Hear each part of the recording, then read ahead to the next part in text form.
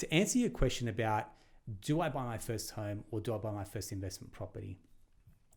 It's a common one that comes up, and I think it's very unique to everyone. I'll give you a few pros and cons. Yeah. So if I bought my first house, for example, with a view that I lived in it, but suddenly I want to travel or I want to take a job interstate, or I don't like that area anymore, now I'm stuck with it. So I bought it with the intention to live in it, but now I'm not going to live in it.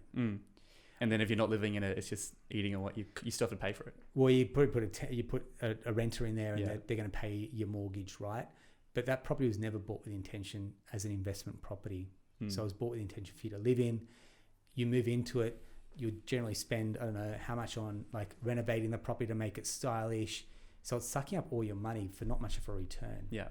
Whereas if you buy your first property as an investment property, you can still travel, because if you've bought really well, the rent is going to cover the mortgage repayments and also the outgoings as well. So what we're hoping for is that property sits in the background, doesn't really cost you a lot to maintain it or to contribute towards it, but everything you're saving still can kind of pay off the mortgage as well. But you're paying it off the home. You're paying off the property. Yeah, exactly. And the income that's coming in from the people living in it is now helping to pay your mortgage off as well. Yeah, exactly. And you can rent where you want to, because typically your rent is going to be less than your mortgage repayment. So you can rent where you want to, buy where you can afford.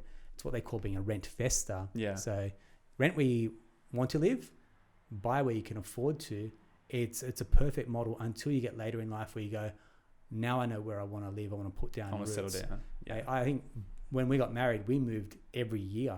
Yeah. Right. We moved five different houses in 5 years because we just got itchy feet. We're like, why don't we move to Coogee? Why don't we move here? And we're like, renting gave us the flexibility to move to different areas and check it out, experience a different lifestyle, for example. Whereas if we bought our own home, you're trapped.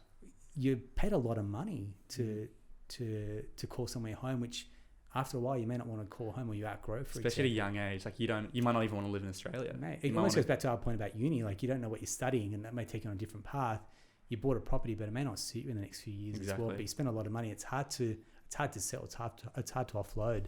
So it sounds like for younger listeners, you probably don't want to buy a home to live in for until you are 100% sure where you want to live. Yeah. Yeah. No, that's fascinating. I think it's a good strategy if you get committed to it. And if you think about it, if you're mid-20s, even by the time you make that decision, and you have a property that's going to hold for 10 years, right?